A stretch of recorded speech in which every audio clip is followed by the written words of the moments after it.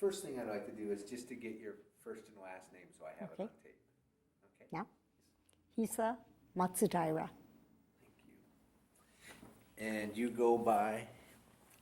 Hisa. Hisa.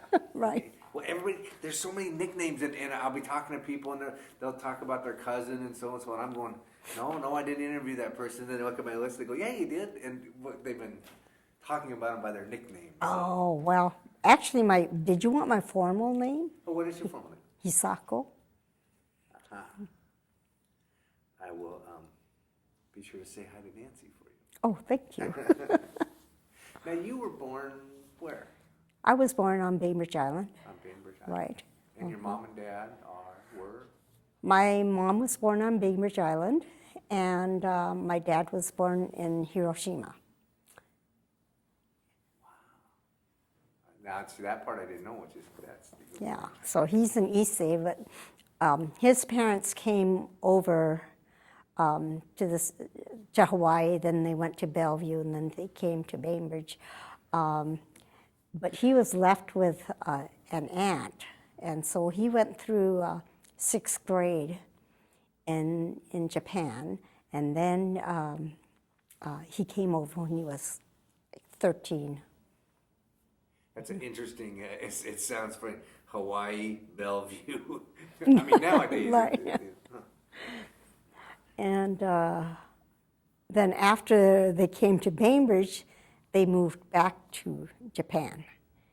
And that was the same as my mother's parents, too. They were born in Japan, went to Hawaii, went to Bellevue, came to Bainbridge, then moved back to Japan. And both families took the 2 younger children back with them. And the rest of the family was all born here in the United States. And so they didn't want to move back, and they were old enough to, make that choice. And some of them were married already, and they said, well, why would we want to move back to Japan? It's not a moving back for us, we don't even know the language, we don't know the customs, we're not used to it. So we're Americans, so why move back? But the 2 younger ones in each family had no choice, and they were like 13 and 11, something like this. So my aunt they finished like 9th grade, and then the 2 boys from my father's side, the Hayashidas, they went through like 6th grade and moved back. Oh, wow. Yeah. Were they moving back? Now, I know a lot of people, their dream was to come over from Japan, where the economy had been bad, come over, be successful, make some money, and go back. Were they fulfilling their dream? That's true. That's true. And they knew that they couldn't own the land here, so there was nothing that they could really keep here. And so they kind of did it for themselves. And my grandfather's side, from my mother's side, the Nishinaka side, he did all kinds of stuff. He had dabbled in lumbering and in farming and managing a hotel, and did all kinds of different things. And then he first came to Bainbridge, and when he first came to Bainbridge, he had a truck garden and farming, and then he also gathered, the first time he came, he went down to the Blakely Mill and gathered up the logs and stuff and towed them down to Tacoma. Anyway, he lost his load, and so he went into something else. And then eventually he went to Seattle and managed, what was the name of that hotel? Do you remember, Jim? well, anyway, he managed this hotel, and my grandmother really liked it there because she didn't have to do all this hard work on the farm doing the truck gardening and sending produce over to the Pike Place Market and things. So she loved it there. But then, and it was, you know, just being like a maid and stuff at the hotel. But then my grandfather found out that this piece of property on Fletcher Bay was for sale.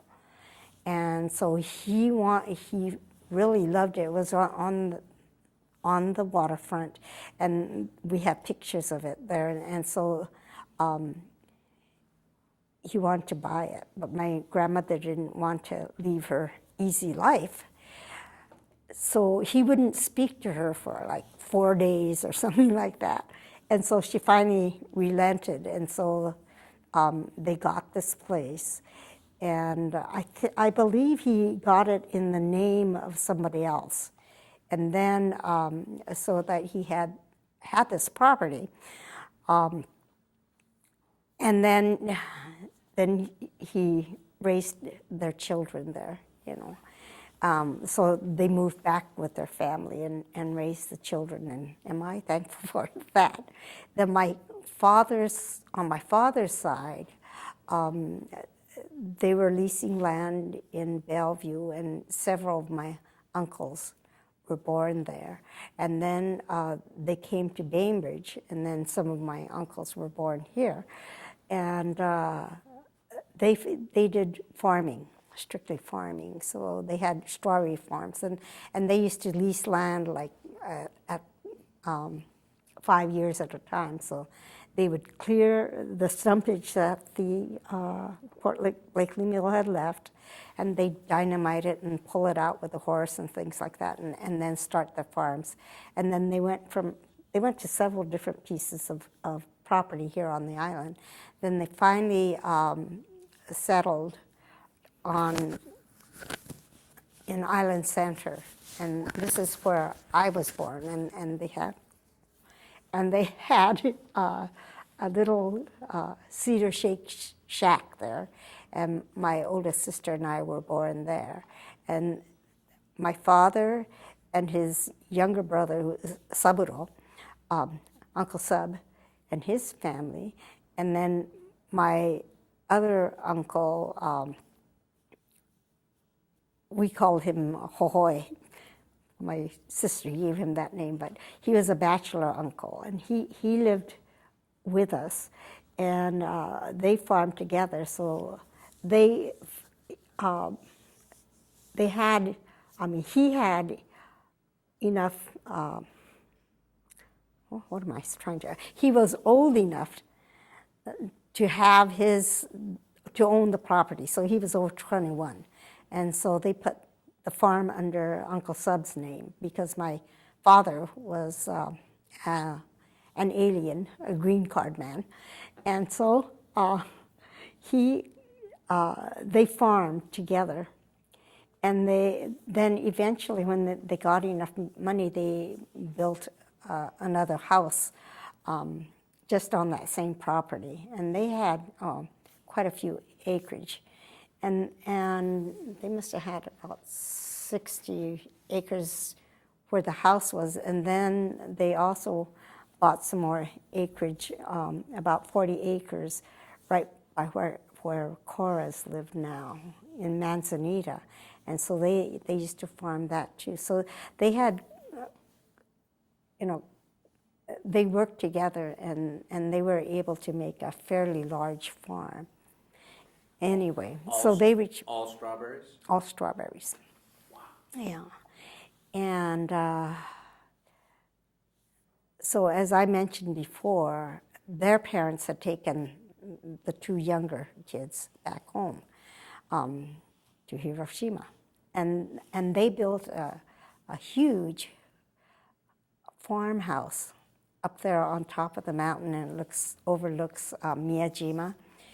And it's just a gorgeous view. You look down past the terraced rice fields and things, and it's just real peaceful up there. And my other grandfather, Nishinaka, he went back to Hiroshima, and in the middle of the rice paddies, he built this house that was kind of Western, a combination of Western and Eastern. So it was this guy was thought big, I think. I mean, he was the one who tried all different kinds of things, you know. And so they built that house there, and they lived there when they were there when the war broke out. I guess that's the background of. So how old were you when the war broke out? I was 6. 6. I was in kindergarten, and so I don't remember too much anything. I don't remember anything about the bombing or anything like this. You know, our parents were pretty. I wouldn't say secretive, but protective of us. And I do remember that my dad was taken away in February because as he was one of the leaders of the community. And besides that, he had dynamite and dynamite caps and a rifle and shotguns, and we had those things in the house. But I found out later that they had tried to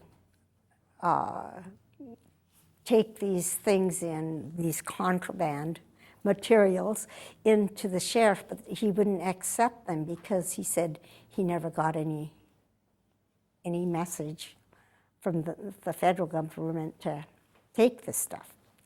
And so all the things that, you know, that they considered contraband were common usage things of the people that were farming.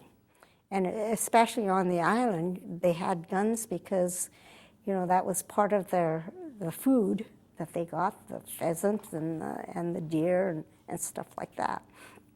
But I guess that's the way it goes. They looked at it through 2 different eyes as to who you were. The only difference being Japanese heritage. Right. Mm-hmm. American citizens, some. Yeah. You know, some aren't because they've just come over, but they couldn't become citizens. Right. Yeah. Catch-22. Right. Yeah. Where if it had been a Caucasian farmer next door that had all that, no big deal. Not contraband. Mm-hmm. Yeah. Mm-hmm. So you remember them coming to get your dad? No, I don't remember specifically. They are coming because my aunt, Sub's wife, Fumiko, she was assigned to take us to the back rooms, all the kids to the back rooms, so that we wouldn't see all the stuff that was going on. So they were pretty protective of us, yeah. And actually, I didn't realize, you know, what was happening until I do remember my mom getting a letter from Papa, and she was standing there by the wood box and she was crying and reading this letter, and I think that was the first time, you know, I've ever seen her cry. And I asked her, "What's the matter?" And she says, "Oh, I'm just happy because I got a letter." And that was it. Again, sheltering you. Mm-hmm. Yeah. I heard somebody else say it was the first time they'd ever heard their father swear. Mm-hmm. And again, the shock that as a young child, not really understanding what was going on, but this was so abnormal that there was that 6th sense or whatever. What was your mom like?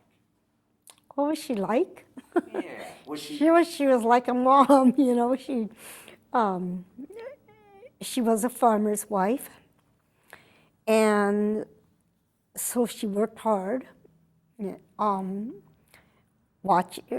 caring for her kids and also going out and helping out on the farm. And so she'd work from dusk to dawn, or dusk to whatever it is, tonight. And she'd do a lot of stuff for us, you know. She did most of the disciplining, and she had a good sense of humor, a very kind-hearted person. Now you called your dad Papa. Mm-hmm. Mom, or did you call him? Okay, Mama. Yeah. Was she outspoken? What do you mean by outspoken? Would she speak her mind? Like if she disagreed with what was going on? No, she didn't.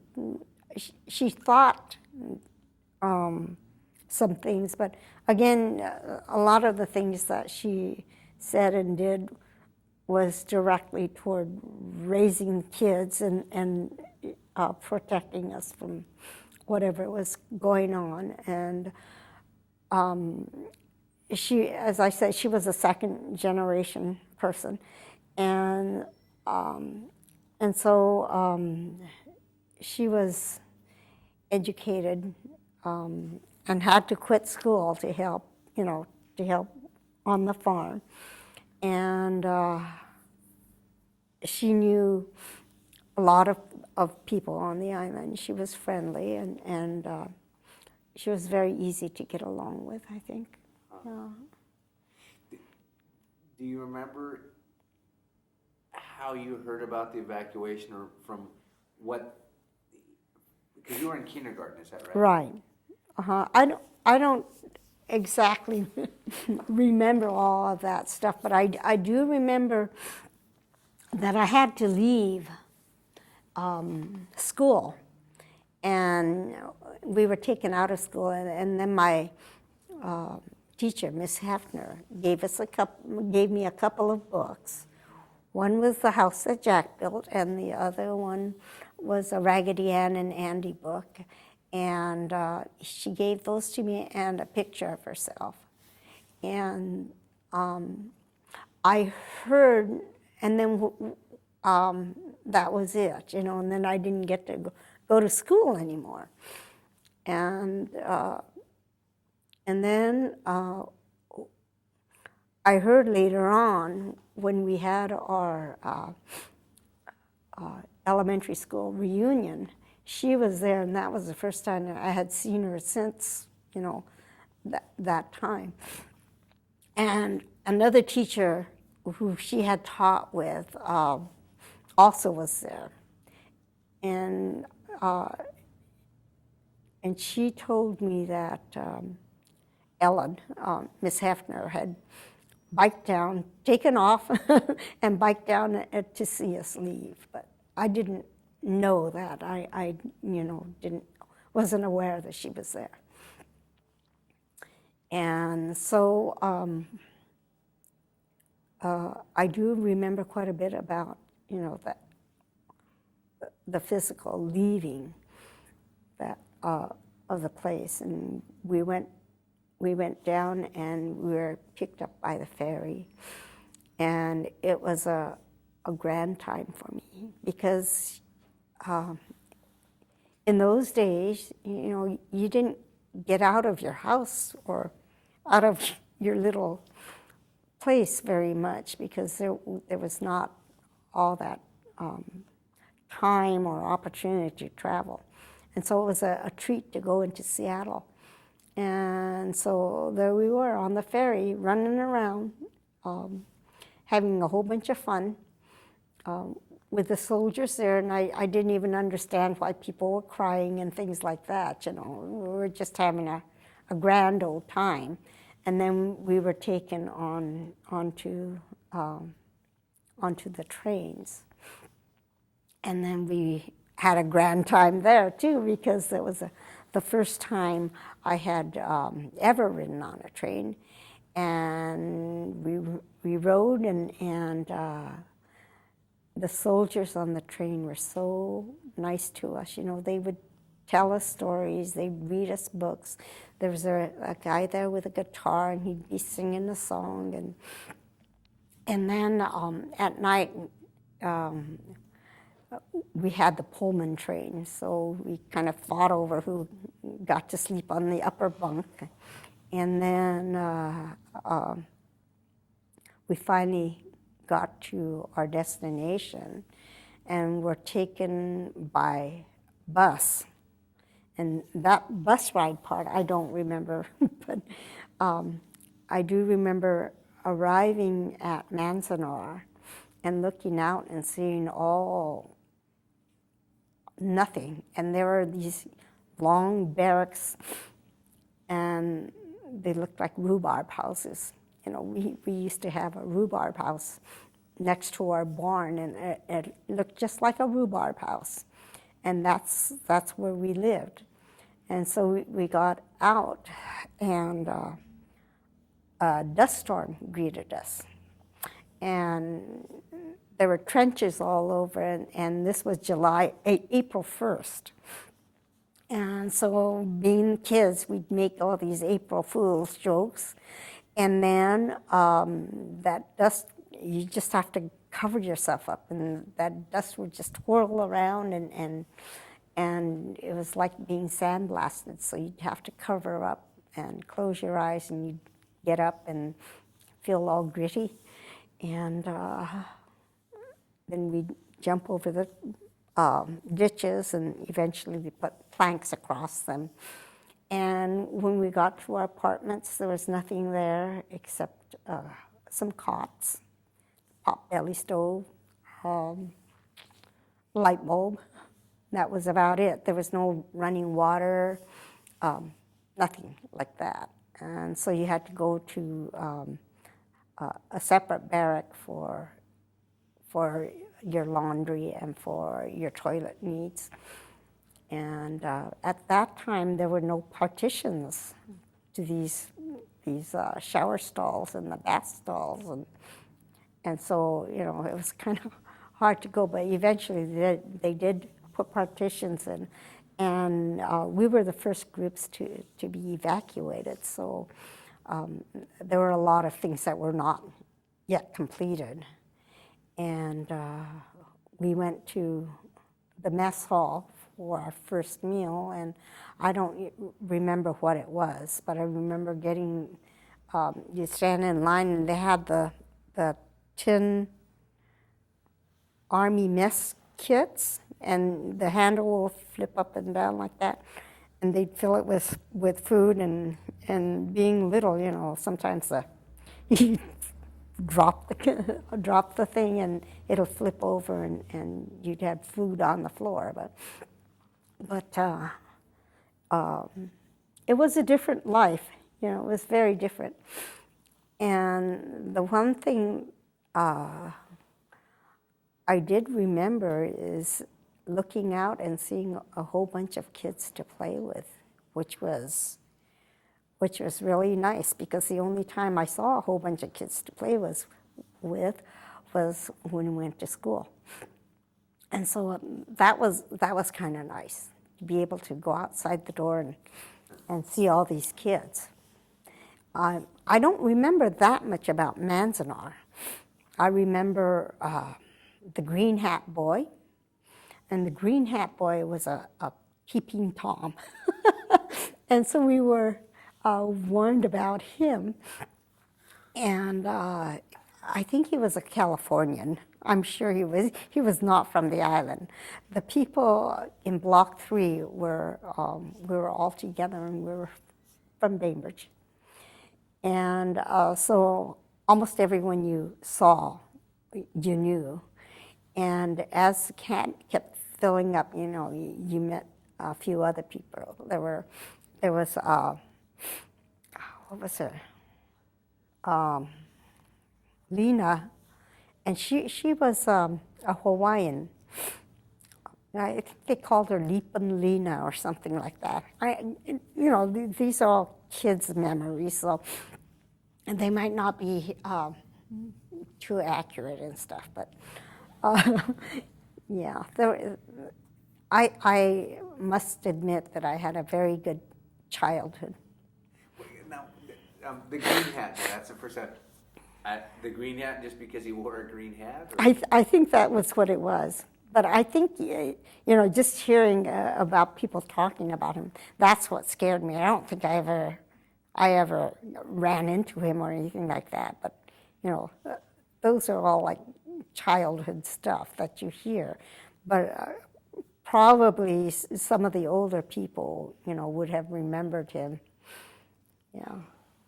Now it's just your mom with the kids right now, Right, right? uh-huh.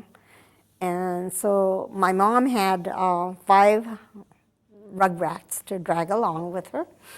And pretty soon they released my dad. And so he came back. And all this time I had thought that he was just a criminal, because he was taken off to prison. And so I hid by this time they had stalls in the lavatories. And I hid in one of the stalls, and I could hear them calling me, Hisa, Hisa, Papa's home. But I never came out. I didn't come out, and I didn't come out. And I hid in there all that time. And I think, after I heard the mess bell, that's what got me. I've always been a neater. And so that got me out. And I finally, got to see him again. But in your mind, they had created the image that he was a bad person. Right. Oh, boy. That must have just broken your dad's heart to come back and expect. It's interesting the things that motivate kids. The food bell rings. Right. And, well, Dad's an okay guy. Yeah. Wow. So, But see, I couldn't understand that. Because he's, everyone liked him. And he was the kindest person. I just couldn't understand it. And no one really explained, And sometimes it's good to know everything, and sometimes it's not, but you never can tell what. It's so hard, too, as a child, where in protecting you, they didn't tell you everything, so you just got bits and pieces. Right. And I assume that older siblings gave you misinformation, too, sometimes, probably. No, I think it's just hearing things around and making my own mind up, Putting 2 and 2 together. Yeah, but it doesn't come out to 4. It comes out to something else. So your dad had been, did he go to Missoula? Is that Yes. Yeah. Do you remember seeing a difference in your dad before and after, or was he? Not at all. Not at all. He was the same old guy. I'm going to rewind just a little bit. When you left the house back here on the island, what happened to the house? We left the house in charge with Filipino workers. And so they moved in from the workers' bunks, the quarters, into our house. And so we left, everything there. I think maybe a couple stuff, some of the things we had some friends take care of, the Schmidts and the Flodines. But the rest of it, everything was left in the house. Yeah. And when you came back? Everything was in good shape. The only thing that wasn't in good shape was the farm itself, because the men had, my dad and my uncles had planted strawberries, and they were almost ready to harvest when we left. So whatever the harvest was, they just gave to the workers. And then by the time we got back, they didn't replant or anything like that. They kind of let things go on the farm itself because they then were involved in working with the shipyards and doing other war type of stuff for the war effort. So, you know, they didn't keep up the farm.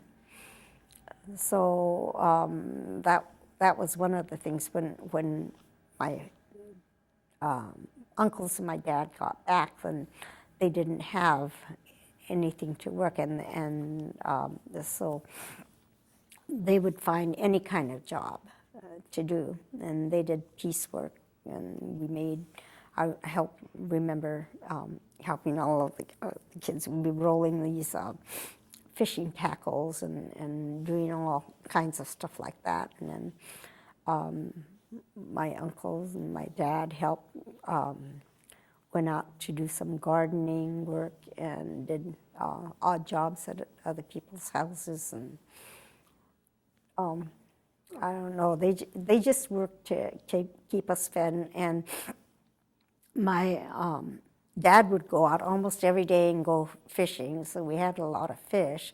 Thank goodness at that time, you know, you could go to different places and dig clams and get namako and seaweed and shrimp and crab and octopus and all kinds of stuff, and we would go mushroom hunting, and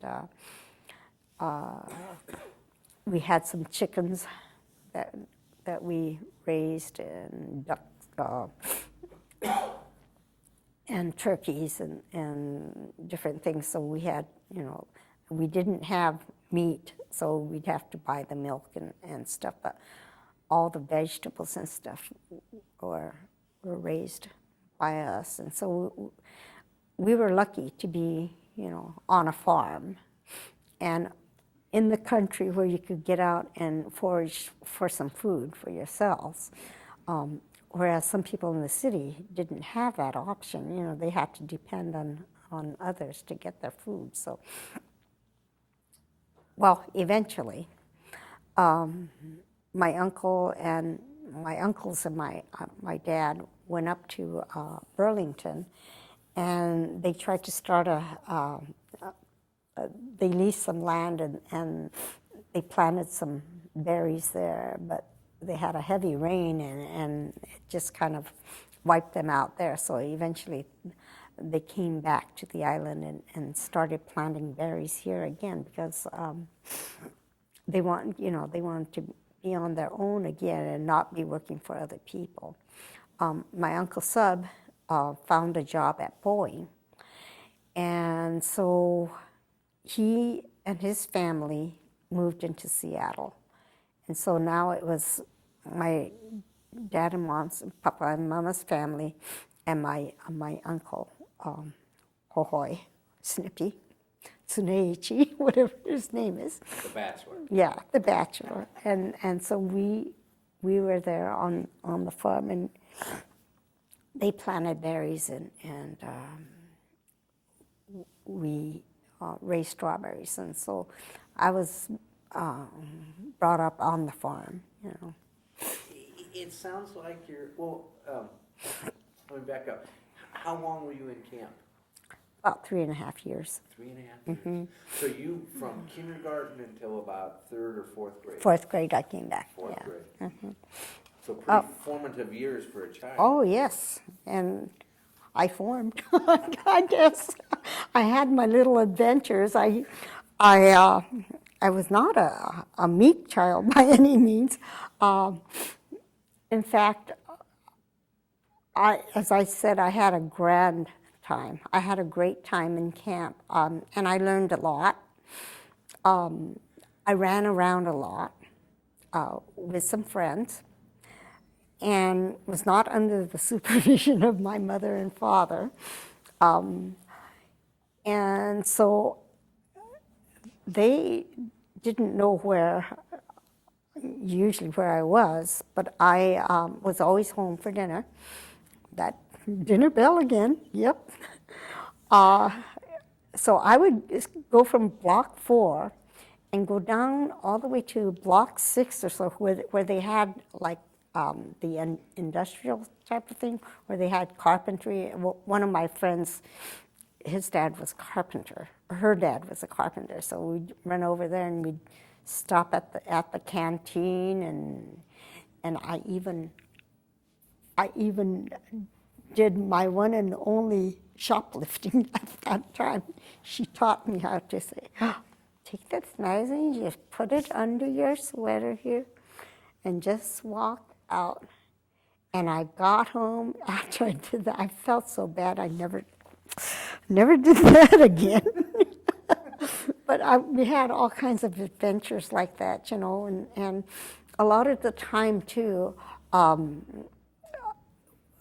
you'd play with all these kids in your block, and we'd play, especially in the summertime, we'd play until 9, 10 o'clock at night, you know, playing cops and robbers, Jean Tori, kick the can, ante over. We'd do marbles and jump rope, and I did so many activities. I loved to run and things, so, you know, all those things I did. But I also like to be by myself sometimes. So I would sometimes go off by myself, and I'd catch tadpoles and put them in a jar and watch them turn to frogs and, you know, lose their tails and stuff. And then I'd run around trying to catch butterfly, and I'd catch one, I'd stick it up in the wall with my pin. And then other times I would get these little jars and catch the ants and dig them out, and then I'd put the red ants and the black ants together. Oh, it was bad. And watch them fight. And then also watch them make their little holes and things like that, and in their little homes. So I would do those kinds of things. And then there was a bachelor. Sometimes they'd have a bachelor apartment with maybe 3 or 4 bachelors in one room. And there was this one bachelor, I think he must have been watching me, you know, doing this ant stuff. One day he came out and he gave me these little animals made out of pipe cleaners. And, you know, like there was a giraffe and a lion and all these different things. And I was so happy. You know, I brought that home. And then I brought it home from camp and took it home. And then I got curious and I decided, oh, maybe I can make one of these. And I undid it, and now they're gone. And I think, oh, you stupid thing. You know, you just ruined something that was really nice, but I guess that's the way we learn.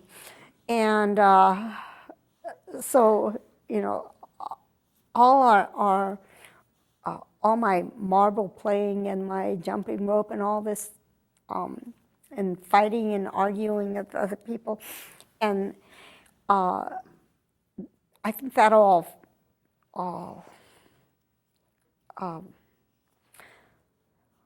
helped me learn how to take care of myself and how to be aware of other people too, you know. So as I said, I had a wonderful childhood. I remember ironing clothes, and I loved to iron clothes. It was so hot, but again, stupid, you know. And I'd listen to the radio and sing my heart out, ironing these clothes. We'd do paper dolls with my friends, and we would collect movie stars, pictures and things, and you'd write to the movie stars, and they would send you a picture. And my collection was Roy Rogers and what was her name? Margaret O'Brien, Butch Jenkins, and I guess that was about it. Those are the ones I really collected. Anyway, I have no idea where those things went, but they're gone too. Yeah. What about the books that? The books that my teacher gave me, I read and reread and memorized those books, and I could just say it by heart. And then those two I brought home with me, and I had them still at home. Then eventually the cover came off of my Raggedy Ann book, and then I think my parents had another child. They had one after we got back, and I think I gave it to her, and I have no idea what. It probably got torn asunder, but I have no idea where it went. But those are gone too. Yeah. It sounds like your dad was the type that just kept marching forward. Yes, he was. It didn't break his spirit? No, not at all. I mean, he was one that,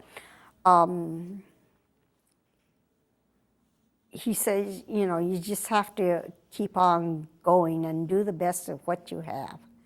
And that's what he did. I can't understand how they did it. They came with nothing, and they worked hard all the time. And then the Depression came, and so they were set back, and they worked up again. And by the time World War II was coming, there were several people who had gotten themselves up enough, and this is why I said they built the house. And there were about 5 families who had just built brand new houses, and the community came and helped build the houses. And so it was kind of like barn raising. Anyway, there were about 5 families on the island who had just brought themselves up enough so that they could build a new house. And then the war came, and they were knocked down again. And again, when they came back, then they were able to lift themselves up and keep on going. And that to me is one of the most precious things that they have taught me is you just keep on going, and if you can't, Shogunai, if there's something you can't do, get control of, then it's too bad. Just work around it and find a different way to do it. And so I think everyone has that in them if they could only drag it out of themselves, And so that's one of the things that I've learned is do with what you have and make something of it. Yeah. Now, did I hear you had relatives that went back to Hiroshima? Yes, both. During the war?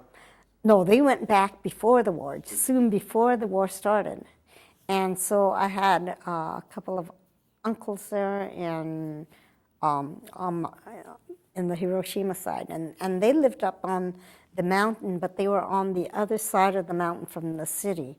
So when the atomic bomb came, then my uncle said he saw the glare and things, but they weren't, they were protected by the mountain, and that he had brought some stuff down into the city, into the city, after a while to feed some of the people there. But those old guys, they never would talk, they were pretty closed-mouthed. So I don't know anything about my father's childhood, Papa's childhood at all. I just know the facts that he was there, and Jim and I went back to Japan on our honeymoon, and we met the aunt that he was staying with.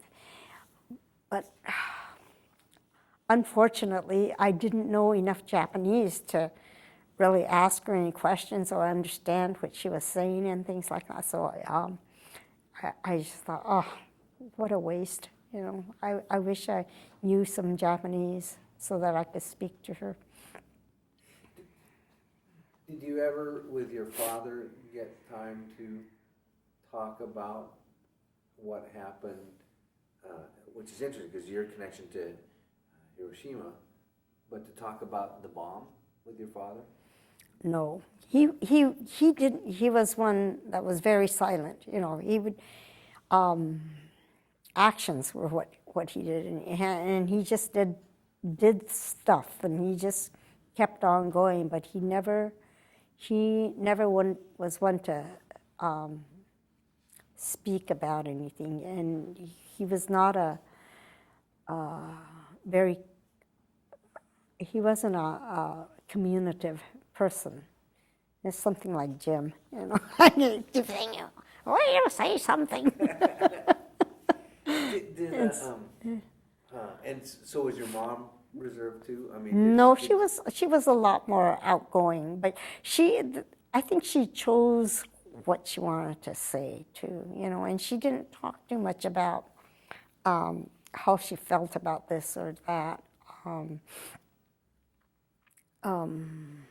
So did you ever, you know, as you grew up, were you ever able to talk with her about the evacuation and what happened and know her feelings, or? Not really.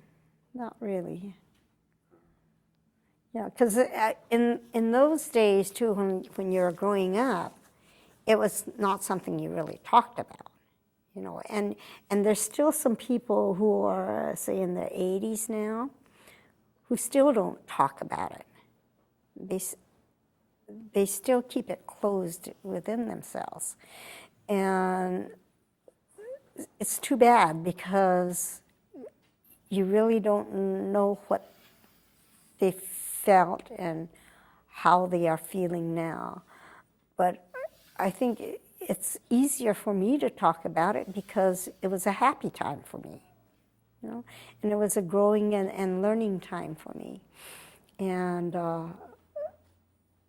so the only thing I could do is kind of listen and look and kind of think after I've grown a little bit, think of, gee, I wonder how this person will feel. And it must have been hard for the people who were just out of high school, you know, time for them to look for a job or get on to college, and there was no university there, and you know, they had to either take correspondence courses or get permission to leave camp and go to a university back east or in the Midwest.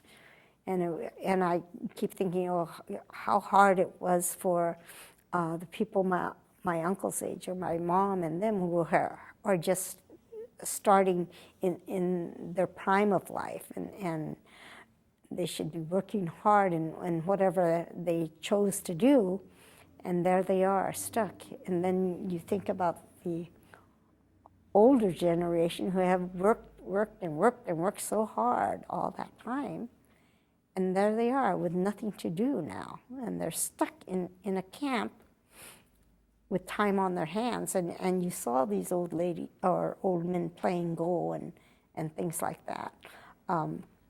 However, I do remember my mom saying to me, you know, camp was not so bad for me because I had a chance to relax. She didn't have to go out every day and work in the fields and think of what to cook, and then do the cooking and the washing and the ironing and all that stuff all the time, and besides taking care of the kids. And so she had a chance to learn some flower arrangement and do some other stuff. And as a child too, I was pretty lucky in that because I got to learn a little bit more about the Japanese culture. Because at home, we were pretty well, the people on Bainbridge were pretty well assimilated with the Caucasian population. And so we didn't have all these big festivals and traditions that they did in Seattle. And so I was able to take like the classical Japanese dance, and I was able to watch some of the plays, the Japanese plays, and listen to Japanese songs, which I had never heard, before, and learn some Japanese games and all these different things that, I never would have done on the island. So it broadened me, That's an interesting perspective, because it's looking at history down the road, to keep it in perspective of there were some very wonderful things that happened, Oh, yes. but not get lost what caused those. I mean, because you have two total extremes in there. Well, the worst thing about camp, the very worst thing about camp, is that a few people decided to take a group of people because of their background and put them, disregarding their citizenship and their rights, and putting them into a situation like this. Now, as I said, there were a lot of good things that happened, or some of the advantages, were that some of the farmers' kids were forced to go somewhere else to make a living, or forced into a university situation, so they didn't have to come back, or couldn't come back to become a farmer again, and so they became college professors or whatever, or else they found a new line of work, and so they had that opportunity. So, but that doesn't mean that they might not have done it anyway. And so you were forced into a place that you didn't know about, and that wasn't yours, and you were forced into a situation where you lost your freedom to choose where you're going to go, or what you're going to do, or whatever. So that was the horrible thing about the whole thing. And I guess when you lose your freedom, you cherish it more, and you don't want anyone else to go through the same thing. And so, when I talk to kids, I always tell them that this is the best country in the world, because you can make the decisions. You have the right to do that. You can make the rules. You can make the laws. You can change the laws if you don't like it. But you still have a real big responsibility to make sure that rules and these laws include everyone. That you are not going over the bounds and tromping on someone else's rights, okay, because of their beliefs, or their nationality, or their inclinations to a lifestyle or whatever. But everyone should have the same rights, and that they have to be real careful on who they choose, know the issues, and to think. So I guess that's where I'm coming from, It's interesting because America, and again, no disrespect to what happened, but in a way, America was lucky that it was Japanese that they did this to, and I don't mean disrespect that. Let me explain that. Because people that I've talked to, a majority of the people have not wanted to speak out in anger, blame. I mean, they're hurt, but because of the culture. Mm-hmm. If it had been the Germans, and I'm a German heritage, I don't think I would have been as forgiving. But hearing what you're saying is you know, what's here is very good. Mm-hmm. Well, you know, one of the reasons I think is because when the Japanese came over, they were already there was already this prejudice. There were rules against them already, you know, and they didn't have all of the freedoms that a European would have. You know, a European could have come over, stayed a while, and then become a citizen. The Japanese could not, and they knew that restriction was there. They already knew that there was prejudice, but behind that also, they also had the Japanese thinking of respecting your country and of obligation.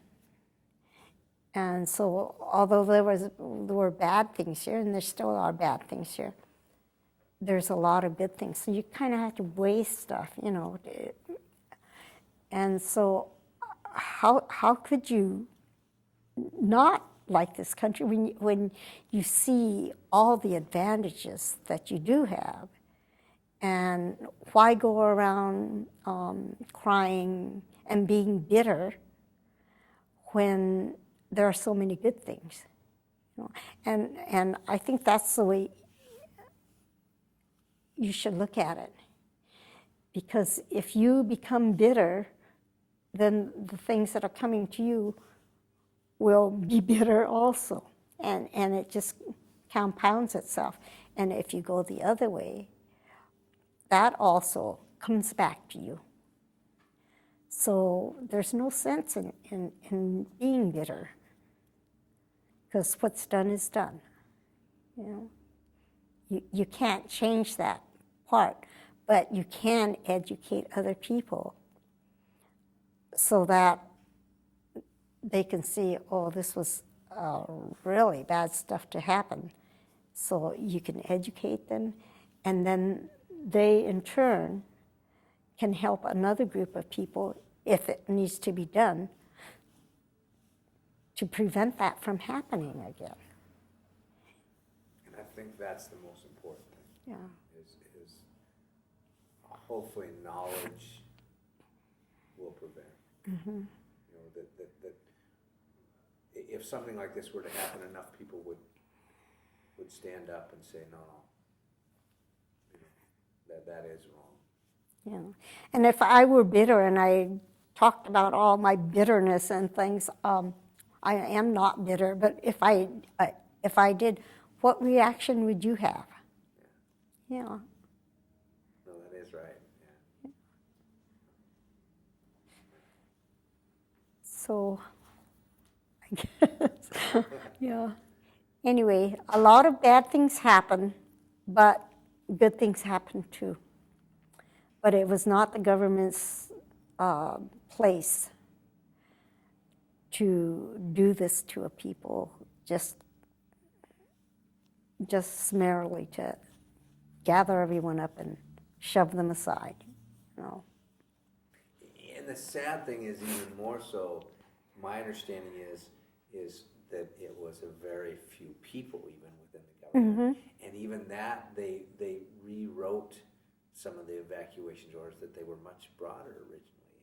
And there was one, I cannot remember who it was exactly, but the high-ranking official that had something specifically against Japanese and narrowed it down even more in that way.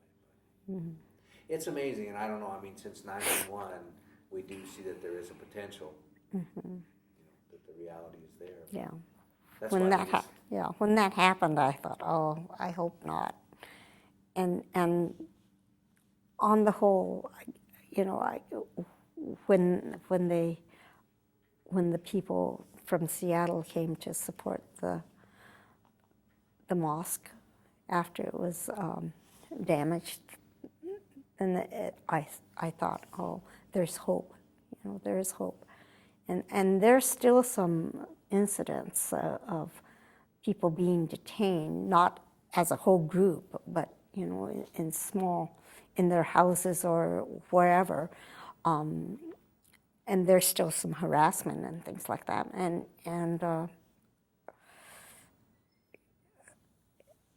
I think, oh, it's still happening, but not in such a large scale. And then when they compensated that man that they closed his grocery shop or grocery store, I thought, well, that's good, because in America, money talks.